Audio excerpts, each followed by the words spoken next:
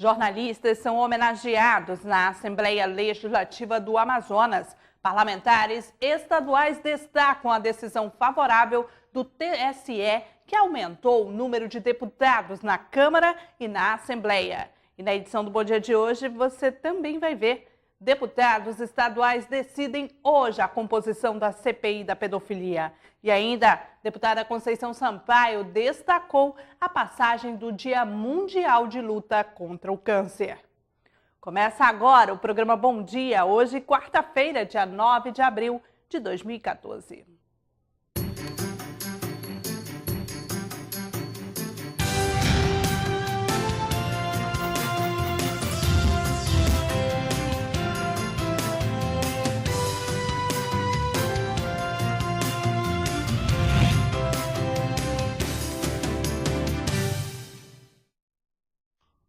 Olá, bom dia para você que acompanha ao vivo a programação da TV Assembleia. Os jornalistas é um profissional responsável por apurar e divulgar os fatos, informando a sociedade de forma imparcial. Ao comemorar o Dia do Jornalista, a categoria foi homenageada no Poder Legislativo por iniciativa do deputado Sidney Leite. Senso crítico, capacidade de expressão e domínio da língua portuguesa são características essenciais ao exercício da profissão de jornalista. Esse profissional, que lida diariamente com notícias, dados factuais e divulgação da informação, é responsável também por colaborar na formação da opinião pública. Eu tenho um carinho muito grande por este segmento, porque é o jornal que nos permite estar atenado, é o jornalista que nos permite a saber o que acontece ao nosso redor, no nosso meio e no mundo como um todo. Eu diria que nós não teríamos uma vida que a gente tem hoje se não existisse a figura da imprensa, e não tem imprensa sem jornalista. Em países de regime democrático como o Brasil, o exercício da profissão é protegido pela Constituição. Para garantir a livre atividade do cargo, algumas prerrogativas são garantidas, como o sigilo da fonte. Como forma de reconhecimento aos profissionais da imprensa, a Casa Legislativa realizou sessão de tempo em homenagem ao Dia do Jornalista, comemorado no dia 7 de abril. A proposta partiu do deputado Sidney Leite. E essa sessão de tempo, primeiro, é para que a gente possa destacar a importância desse profissional, seja para a sociedade manauara, para a sociedade amazonense, seja para o nosso país. Destacar a importância desses trabalhadores para o exercício e Estado democrático de direito. Porque sem a imprensa nós não teríamos conseguido avançar no que nós chegamos hoje na democracia do nosso país. Destacar a necessidade de mantermos e lutar a liberdade de imprensa e a liberdade de expressão, que alguns segmentos políticos são contrários a isso e querem fazer controle sobre o que a imprensa divulga. Terceiro, para que possa ser garantido, e isso é um anseio do sindicato, o diploma da profissão. E nós fazemos coro a isso para todos aqueles que trabalham na imprensa, mas essa é uma luta pacífica. A importância da profissão também foi reconhecida pelo deputado pelo PSL, Tony Medeiros. É uma função extremamente importante.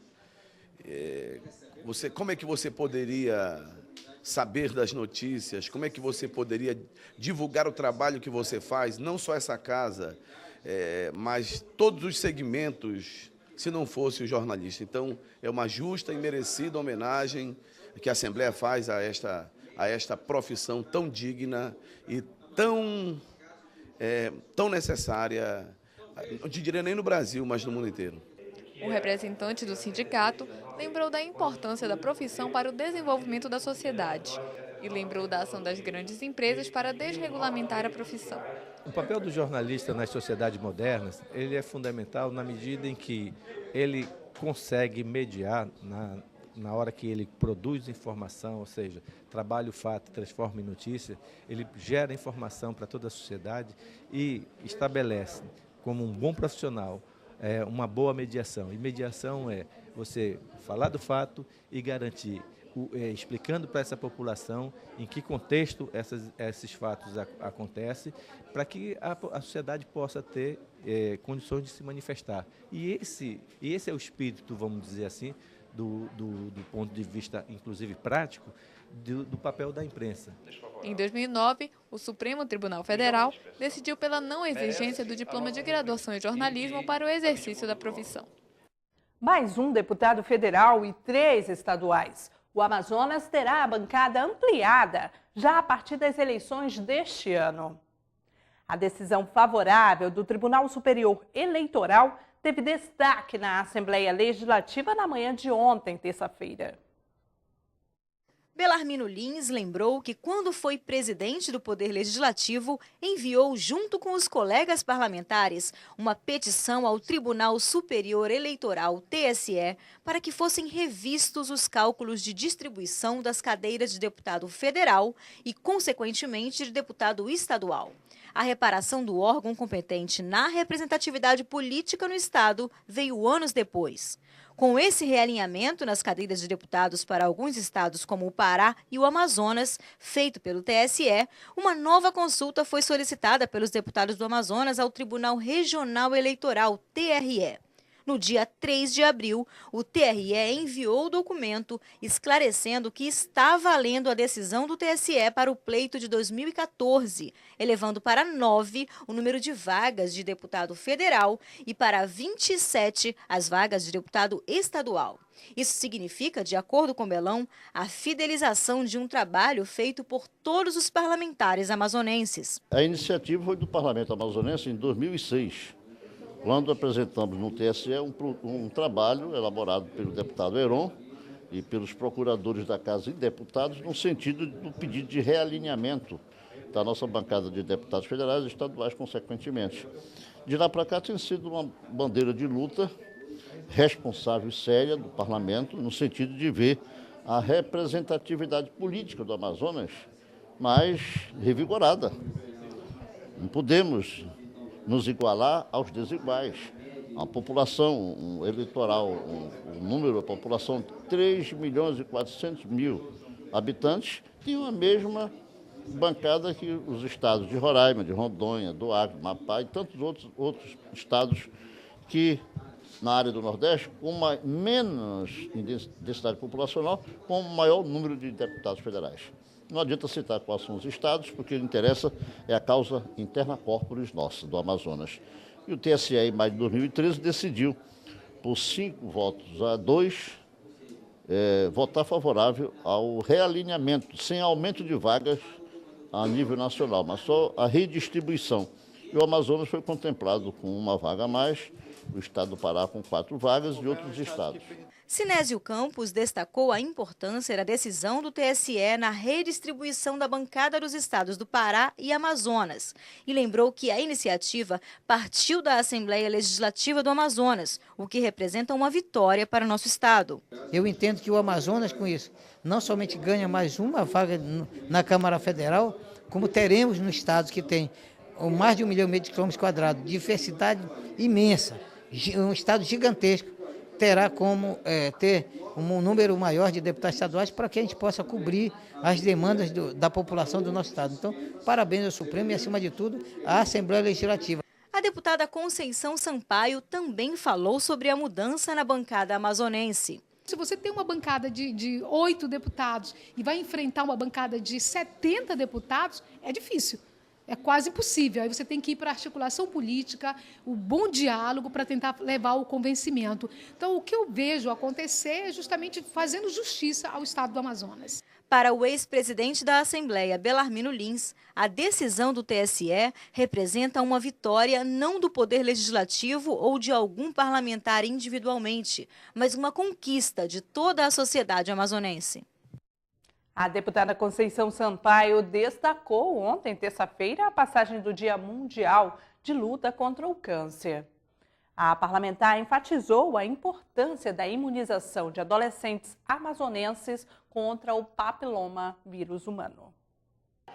A deputada Conceição Sampaio falou do Dia de Luta contra o Câncer, comemorado hoje, 8 de abril, e lembrou os 2 principais tipos de doença que levam as amazonenses à morte: o câncer de mama e o de colo de útero, sendo o colo de útero o mais comum entre as mulheres da região.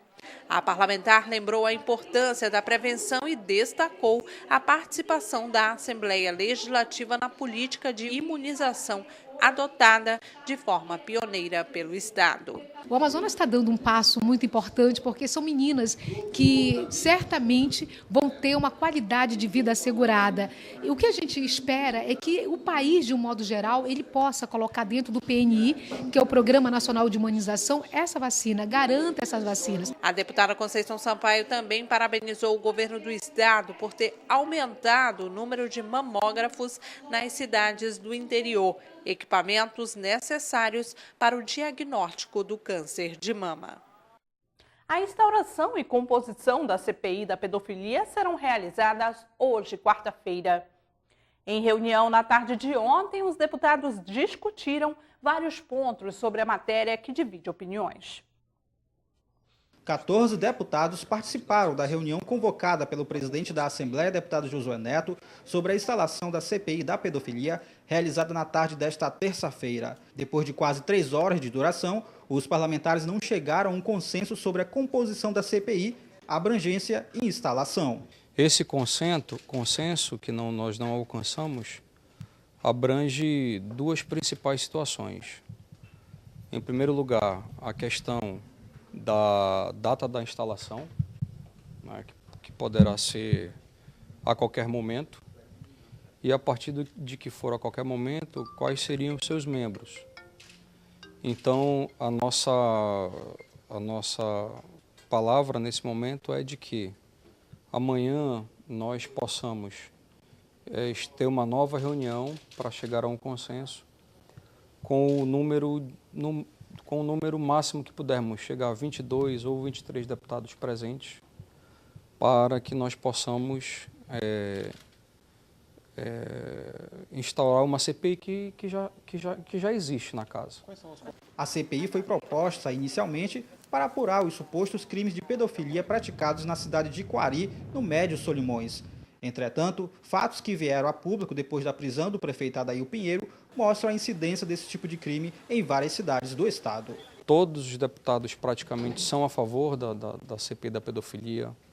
Mais uma vez é importante frisar que todos assinaram o seu requerimento. Não tem deputado contra a CPI da pedofilia. O que tem são deputados que divergem na questão do início, na questão da sua composição e na questão da sua abrangência. Independente de ser deputados de oposição, de situação, da maioria, da minoria, todos nós deputados somos a favor.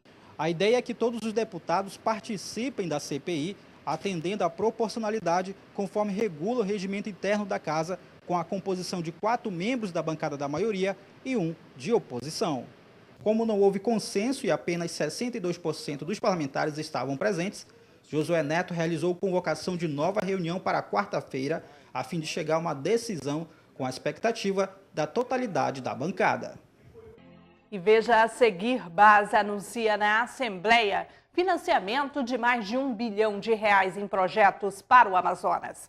Não saia daí, voltamos já.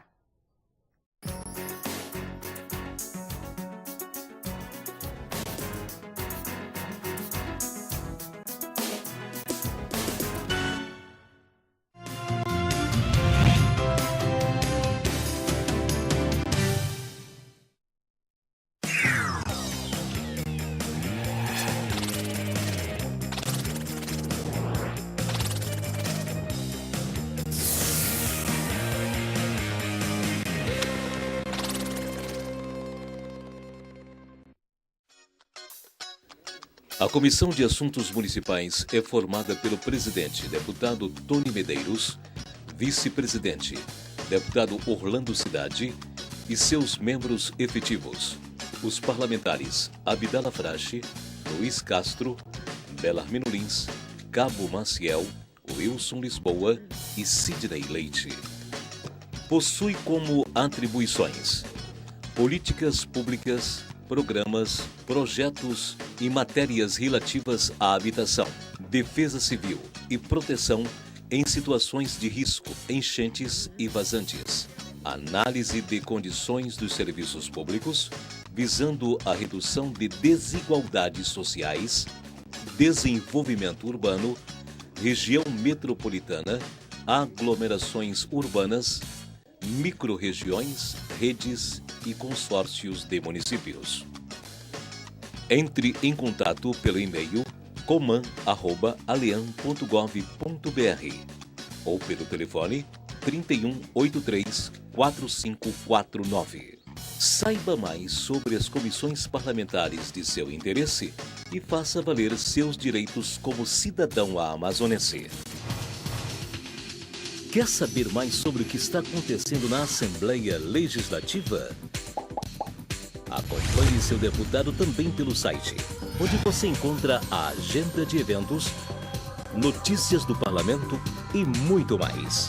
Acesse www.ali.am.gov.br. Assembleia Legislativa, cuidando da nossa gente.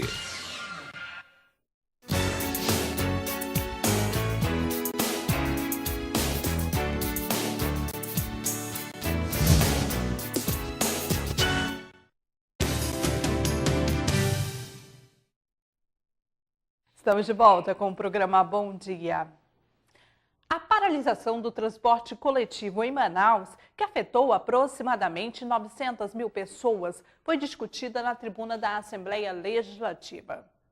O tema foi conduzido pelo petista José Ricardo, que cobrou, entre outras coisas, a revisão dos incentivos fiscais concedidos às empresas.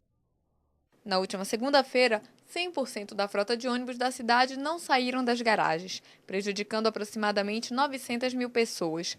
O tema foi trazido à tribuna pelo petista José Ricardo. De acordo com o parlamentar, é preciso rediscutir os incentivos concedidos às empresas do transporte coletivo e a mensalidade paga pelo Estado de mais de R$1 milhão. Temos que aqui na Assembleia Legislativa fazer a nossa parte. Afinal de contas, normalmente depois de uma greve, de uma paralisação ou desses momentos de paralisação, se quer aumentar a tarifa de ônibus.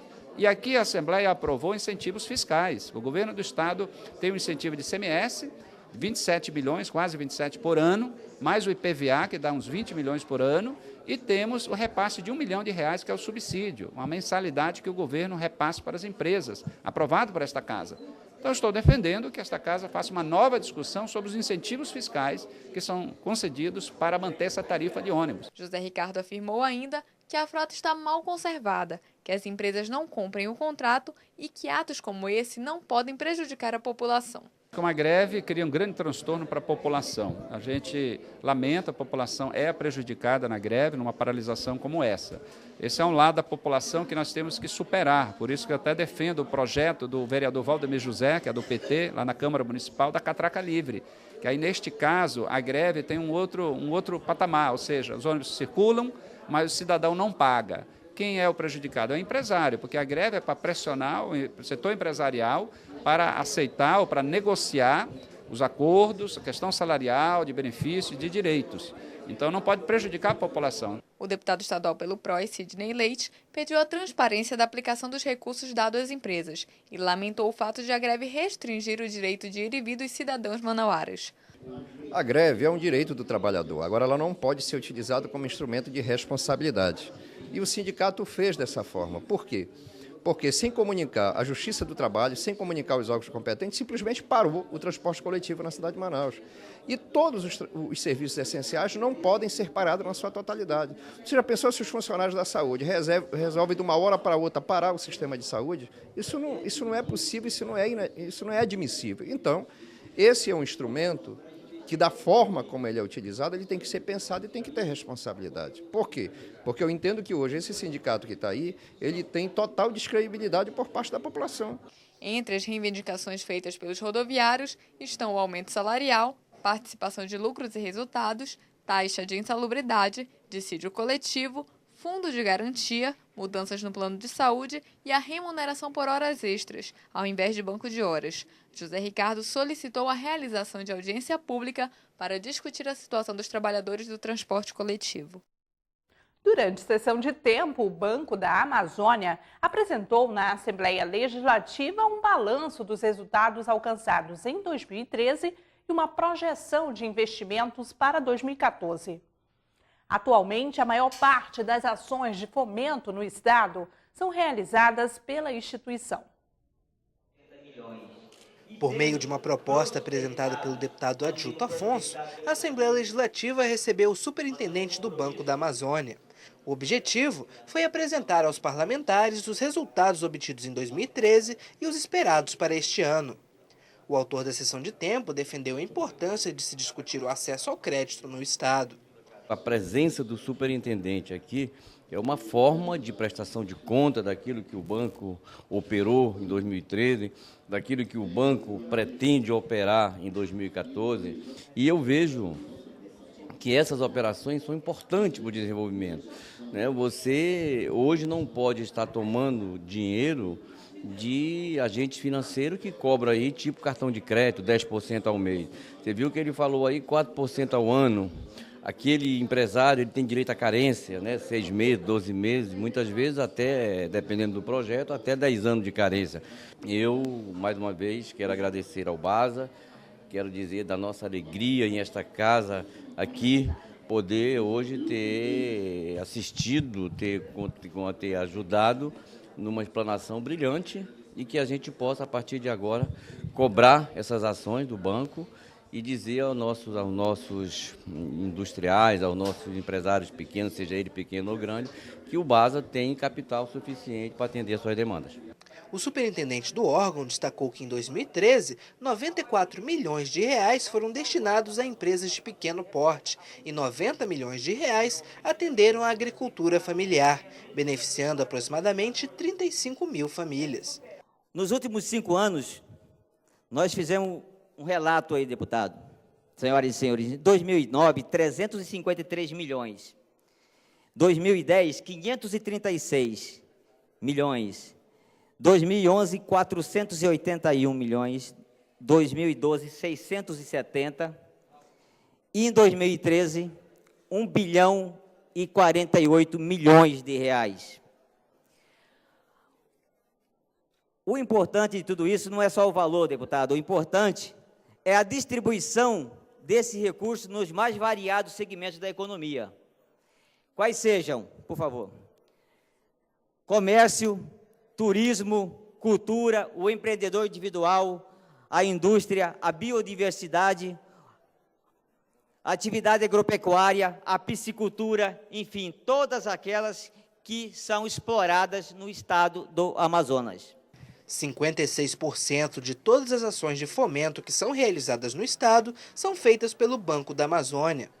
Nos 3 primeiros meses do ano, o BASA já aplicou 250 milhões de reais e espera investir em 2014 até 1,2 bilhão de reais.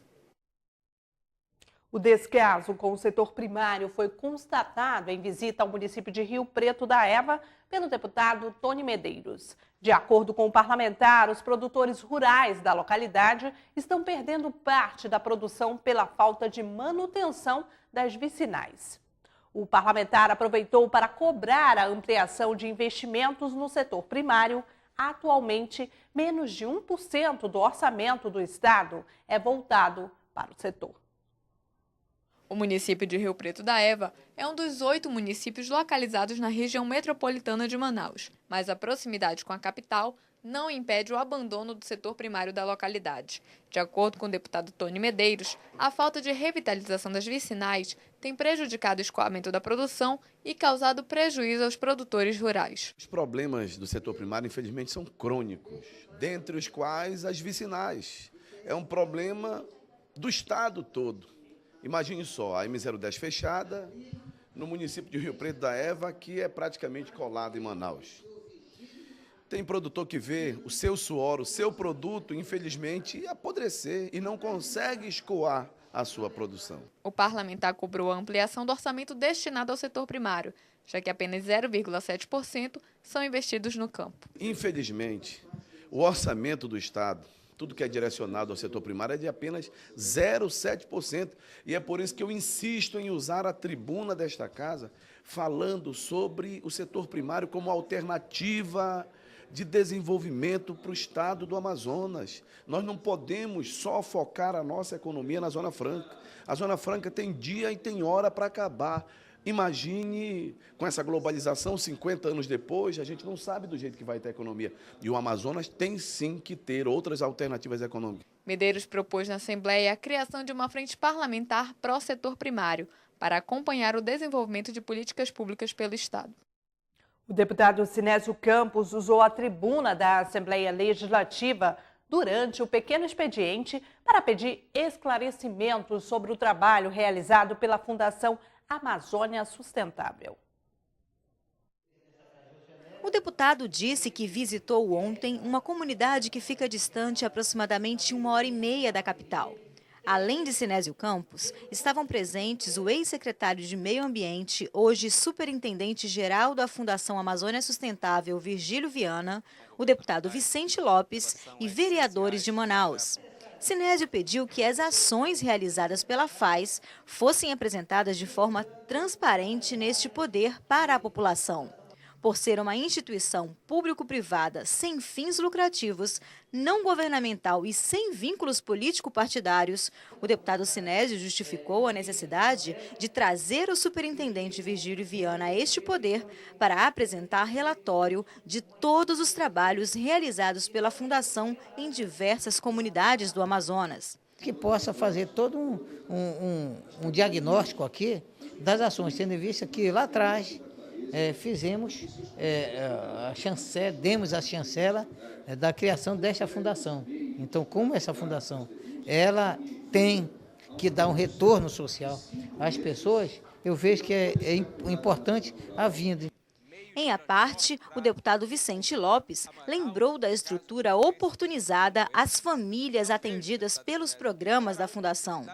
Nós podemos visitar uma casa lá onde todo o lixo coletado que seria jogado no rio, tá certo? É coletado e vendido para as empresas do Distrito Industrial, gerando renda, oportunidade. As pessoas que trabalham, o depoimento daquelas pessoas, como Vossa Excelência falou muito bem, da etnia Cambeba, do Alto Solimões, que hoje naquela comunidade, tá certo? A felicidade deles em dizer do trabalho, da oportunidade, da vida diferente que eles estão tendo nesse momento.